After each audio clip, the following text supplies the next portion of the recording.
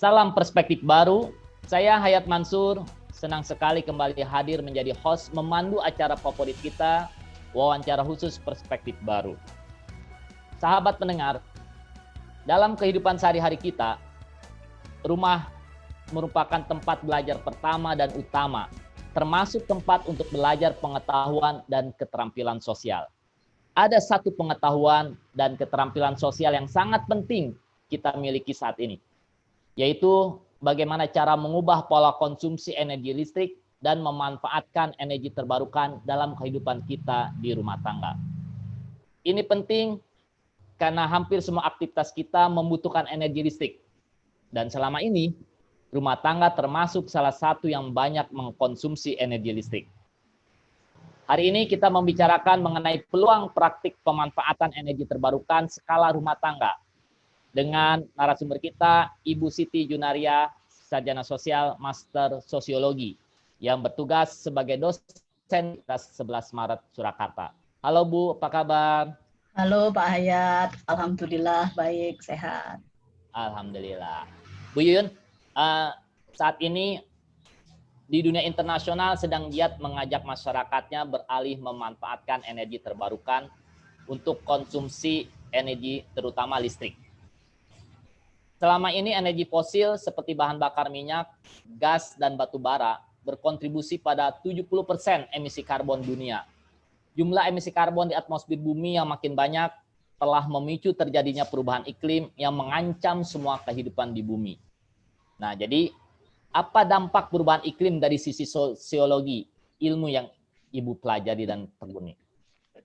Ya, terima kasih Pak Hayat. Jadi dampak secara sosiologis atau secara sosial itu sebenarnya kan dampak yang relatif tidak bisa diprediksi secara langsung atau mungkin tidak bisa dijumpai secara langsung. Tapi itu sangat banyak gitu, terutama saat ini kita tahu ya negara-negara yang negara dunia ketiga atau negara yang sedang berkembang itu sebenarnya kan mostly cukup banyak gitu atau sangat-sangat banyak warganya yang akses terhadap sumber daya energi terutama listrik itu masih kekurangan. Indonesia saja beberapa data itu menyebut sampai 25 juta gitu penduduk yang belum memiliki jaringan listrik terutama, padahal dia itu simbol kemajuan atau simbol ya kemajuan sebuah masyarakat. Nah, dampaknya secara sosiologi sebenarnya sangat terkait dengan bagaimana keadilan tentang iklim itu bisa diwujudkan atau bisa terjadi.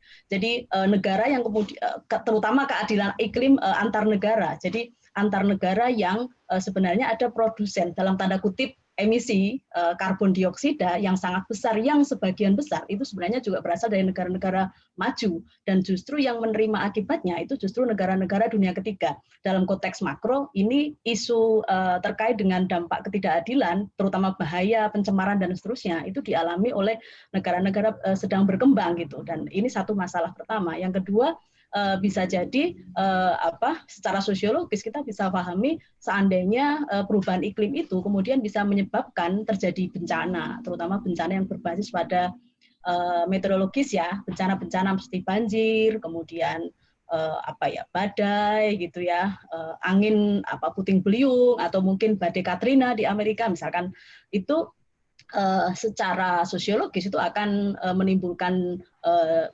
dampak, misalnya seperti mereka harus melakukan migrasi ke tempat yang lain untuk melakukan istilahnya mitigasi, mengantisipasi agar dampak itu tidak terjadi pada mereka gitu. Mereka pindah ke tempat yang lain aman dan seterusnya.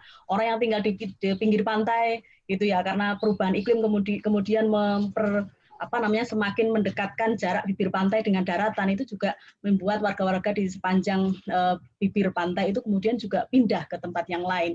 Ketika pindah, mereka juga akan menemui dampak yang lain juga karena harus bersosialisasi dengan tempat baru, struktur masyarakatnya berubah, adat kebiasaan mereka juga berubah dan seterusnya. Jadi dampak dari dampak itu kemudian juga menimbulkan dampak-dampak yang akan panjang. Dampak dari perubahan iklim sangat besar. Dampaknya tidak hanya sekali tapi berdampak lagi. Nah, perubahan iklim itu salah satu pemicunya adalah karbon yang dihasilkan dari pembangkit energi listrik yang menggunakan bahan bakar fosil. Nah, lalu apa yang bisa kita lakukan untuk beralih ke energi terbarukan dalam hal ini skala rumah tangga, Bu? Iya, sektor rumah tangga jadi sangat strategis saya kira itu ya. Terutama banyak data, terutama di Indonesia, saya baca di Outlook Energi 2019 itu nomor rumah tangga itu menduduki permintaan energi nomor 3 se-Indonesia setelah industri dan juga transportasi. Nah, bagi saya ini cukup menarik untuk rumah tangga itu sebagai peluang paling pertama, karena tadi Pak Hed sudah menyebut keluarga itu sebagai unit terkecil, kemudian tempat pertama kali untuk kita menerima edukasi dan seterusnya tentang banyak hal itu dari keluarga, sehingga keluarga ini melalui rutinitas sehari mereka dari mulai kebutuhan bangunan itu, misalnya rumah itu ya, dalam kajian tentang building itu energi itu sebenarnya menyebut bahwa kebutuhan rumah tangga terutama bangunan melalui support energi itu juga cukup besar gitu, sehingga menempatkan keluarga dalam konteks merubah pola konsumsi, kemudian ya melalui efisiensi. Saya kira kalau di beberapa sumber menyebut dalam keluarga itu setidaknya ada 3. Jadi ada transportasi, ada perumahan itu atau gedung itu yang disupport oleh energi listrik, entah lampu, entah AC, entah peralatan dapur dan seterusnya, atau mungkin juga untuk kebutuhan pangan gitu. Makanan mereka sehari-hari itu juga bagian dari meminta atau membutuhkan energi gitu, sehingga ketiga hal itu bisa bekerja bersamaan atau bisa didorong lewat keluarga. Bagaimana pola perubahan konsumsi energi yang bisa dilakukan rumah tangga? Contohnya, Bu Yuyun. Kalau contoh realnya kan sebenarnya jelas hemat energi ya Pak ya, efisiensi energi itu penting. Jadi planning, kalau saya sih menggunakan kata kunci itu bisa bersifat preventif dan juga bersifat kuratif itu. Kuratif itu dalam bentuk planning kebutuhan. Jadi planning tentang kebutuhan rumah kita itu seperti apa energinya, kebutuhan tentang lampu, kebutuhan tentang alat-alat rumah tangga kita itu dari awal sudah di planning gitu. Itu cara-cara yang sifatnya preventif. Jadi kebutuhan tentang kompornya harus seperti apa, kemudian lampunya seperti apa, bangunannya mungkin yang pencahayaannya banyak dan seterusnya, itu bagian dari upaya preventif itu, termasuk pilihan misalnya moda transportasi kan, transportasi pribadi kan juga demand ya, membutuhkan energi juga gitu, itu juga bagian dari planning, itu bisa dijadikan sebagai satu langkah preventif. Nah, kalau sudah terlanjur artinya ya sudah terjadi bahwa bangunan rumah saya seperti ini, perabotan seperti ini, nah yang dilakukan adalah efisiensi kebutuhan pengeluaran energi kita gitu. Kalau dalam keluarga ya penting untuk melakukan paling nggak edukasi ke anak-anak. Itu kan satu tahapan yang saya kira paling mendasar di dalam masyarakat untuk menanamkan bahwa energi kita sekarang sudah mulai menipis nih, fosilnya energi yang berbasis pada fosil itu, sehingga kita harus mulai mengurangi konsumsi energi kita, hemat energi, matikan lampu yang tidak dipakai, colokan yang tidak terpakai pun dilepas dan seterusnya. Siang hari nggak perlu pakai lampu, AC sesuai kebutuhan, transportasi memilih pakai transportasi umum dan seterusnya. Saya kira itu menjadi satu pola konsumsi yang kita edukasi ke anak-anak kita, sehingga itu kemudian terbangun rasa merasa bahwa sumber energi kita itu sekarang terbatas, itu terus disosialisasikan gitu. Jadi tidak cukup sekali, 2 kali, tapi ya butuh berkali-kali gitu. Iya, Bu Yuyun. Selain efisiensi energi, terutama dari sumber bahan bakar fosil, apa contoh energi terbarukan yang bisa kita manfaatkan untuk di skala rumah tangga, Bu Yuyun? Kalau maksudnya energi yang terbarukan ya seperti misalnya kayak matahari gitu atau surya ya, tenaga surya, tenaga ya. Jadi kalau karakteristik masyarakat perkotaan, saya kira energi matahari atau surya atau solar cell atau fotovoltaik itu saya kira jadi satu alternatif yang paling memungkinkan gitu, karena dia tidak cukup rumit dan bisa dilakukan secara individu gitu. Kalau pakai tenaga surya. Nah, kalau skalanya misalnya pada karakteristik masyarakat di perkampungan yang basisnya misalnya pada peternakan sapi yang kemarin saya contohkan misalnya di Boyolali banyak masyarakat yang punya ternak sapi, perah, kemudian kotorannya itu mengganggu bau dan seterusnya, diolah menjadi biogas. Itu juga bisa menjadi sumber energi alternatif yang mereka bisa kelola dan seterusnya. Termasuk misalnya pemanfaatan, mungkin ini bisa dilakukan semuanya ya, pemanfaatan minyak-minyak jelantah atau minyak bekas ya, minyak goreng limbah rumah tangga itu juga di beberapa tempat di Jawa Tengah itu juga sudah mulai dipakai untuk jadi energi alternatif itu untuk ya mengurangi konsumsi energi yang berbahan bakar fosil. Kemudian kayak di Jogja dekat pinggir pantai itu di daerah Bantul itu mereka mengembangkan teknologi Bayu, jadi pakai angin gitu. Karena rumah kampung di pinggir pantai kan anginnya kenceng, kemudian mereka kelola itu. Tapi skalanya skala kelompok itu. Itu juga bisa dikembangkan dan itu nanti bisa didistribusikan ke rumah tangga yang ada. Jadi sangat tergantung kepada karakteristik rumah tangga itu di mana dia berada, apakah di perkotaan, apakah di pedesaan. Kemudian pedesaan itu dia punya basis sumber daya, potensi sumber daya seperti apa, itu juga akan menentukan jenis-jenis energi yang sesuai, yang cocok dengan sesuai dengan kebutuhan mereka sekaligus juga kemampuan mereka gitu. Apakah pemanfaatan energi terbarukan seperti limbah atau solar itu memerlukan biaya besar?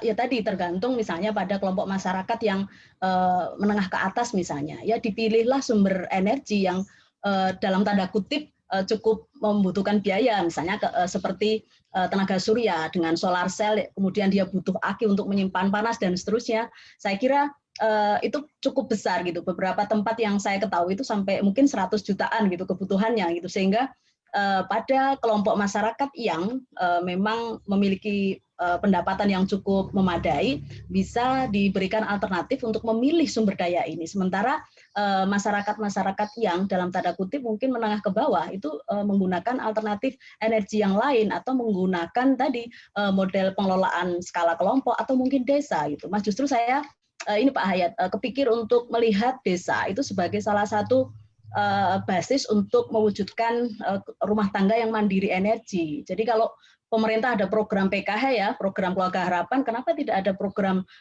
rumah tangga mandiri energi dengan memanfaatkan dana desa yang ada gitu. Taruhlah masyarakat-masyarakat dengan tadi ya misalnya punya potensi peternakan, ya dia support gitu melalui dana desa yang ada untuk merealisasikan gitu.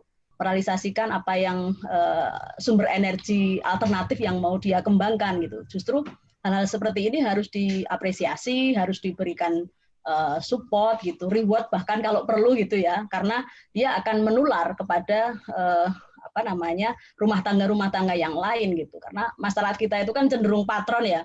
Jadi kalau ada yang sukses bagus itu kita niru. Jadi ada model tradisi kita yang niru kesuksesan orang lain, dan saya kira penting untuk terus-menerus menginformasikan tentang cerita sukses rumah tangga yang sudah berhasil mandiri energi ini terhadap dengan rumah tangga yang lain, sehingga mereka juga akan melakukan hal yang serupa gitu. Itu juga saya kira satu hal yang tidak boleh ketinggalan juga. Saya tertarik dengan pemaparan mengenai pengelolaan limbah peternakan untuk sumber energi terbarukan. Apakah biayanya mahal dan apakah pengolahannya rumit? Yang saya tahu tidak rumit dan tidak mahal, Pak. Jadi saya yang dulu pendampingan dengan Pertamina itu ya investasinya nggak sampai 20 juta, Pak. Nggak mahal, nggak begitu mahal gitu. Dan kalau itu skalanya, walaupun mungkin tidak bisa mensupport seluruh kebutuhan energi ya, kalau di Boyolali itu hanya kebutuhan lampu sama kebutuhan untuk bahan bakar kompor, jadi untuk masak saja sama untuk penerangan, sementara kebutuhan yang lain belum. Tapi setidaknya itu sudah 60% lebih dari kebutuhan energi mereka gitu, dengan investasi sebesar itu. Dan kalau mau dikalkulasi sebenarnya bisa dihitung berapa kebutuhan, apakah modal sebesar itu berapa bisa balik dalam waktu berapa lama gitu. Sebenarnya itu bagian dari saya kira investasi yang tidak ada ruginya gitu. Kalau kalau saya loh ya. Nah, kalau bicara untung rugi, Bu, apa sih keuntungan dari suatu rumah mandiri energi atau suatu tadi Ibu katakan desa yang mandiri energi? Ya, keuntungannya yang jelas kedaulatan negara itu kan ditentukan oleh kedaulatan pangan, energi, dan itu ditentukan oleh kemandirian warganya gitu. Dan saya kira kemandirian energi gitu ya, kemandirian energi itu akan bisa menunjukkan kemandirian kedaulatan bangsa itu gitu. Itu sebagai mungkin secara jargon politik itu bisa kita masukkan bagian dari kebanggaan gitu atau keuntungan, tapi secara keuntungan lainnya misalnya kita akan berkontribusi setidaknya pada penurunan gas karbon dioksida ya yang dilepaskan ke udara gitu. Itu secara ekologis seperti itu. Kemudian kita juga bisa mengurangi konsumsi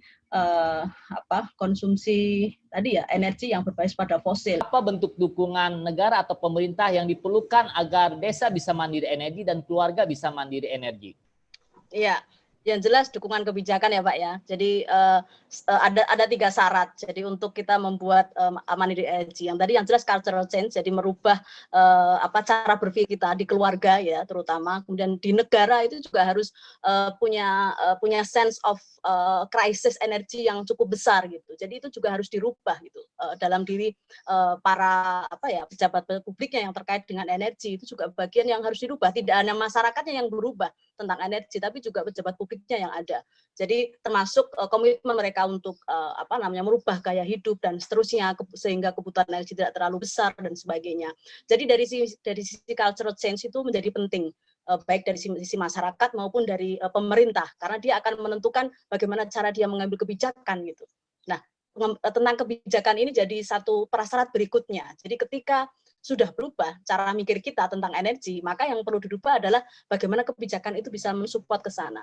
Saya bisa membayangkan seandainya informasi terkait dengan energi terbarukan ini tersampaikan dengan baik dalam tanda kutip pada masyarakat dan dilakukan oleh pemerintah dengan sungguh-sungguh, dengan tanda kutip juga teladan dari pemerintah. Saya kira tidak susah kok merubah cara berpikir masyarakat gitu. Jadi ada teladan, ada juga dukungan kebijakan, misalnya pada masyarakat yang sudah melakukan inisiasi tentang energi terbarukan, ya berikan mereka reward, berikan mereka apresiasi dan sebagainya. Masyarakat akan kemudian mulai untuk meniru dan sebagainya, termasuk kebijakan-kebijakan terkait dengan misalkan tadi saya sebutkan tentang dana desa ya, itu juga bisa juga didorong ke arah sana gitu. Cukup besar dana desa yang ada biasanya hanya fokus kepada fisik, sarana fisik, bikin jalan kemarin sudah diaspal lagi, gapura kemarin dibangun lagi dan seterusnya. Bagi saya kok harus mulai dibuka mindset itu. Jadi dari sisi masyarakat maupun negara dalam konteks negara dalam skala yang kecil, misalnya desa atau mungkin kabupaten atau mungkin bahkan nasional gitu. Nah, saya kira era desentralisasi ini menjadi penting, di samping juga ada kebijakan tentang kedaulatan di tingkat desa gitu untuk mendorong ke arah sana. Jadi ada dari sisi cultural change dan juga ada dari sisi policy structural adjustment gitu menjadi prasyarat bagi keluarga atau desa yang mandiri energi. Gitu Pak Hayat. Terima kasih Bu Yuyun, sangat jelas perspektifnya. Sebagai penutup, saya kembali mengingatkan mulai saat ini kita ubah perspektif kita, sudut pandang kita bahwa energi fosil pasti akan habis. Jadi mulai saat ini kita ubah perspektif kita untuk memakai energi terbarukan. Terima kasih, sampai jumpa di wawancara perspektif baru berikutnya. Sampai jumpa, makasih.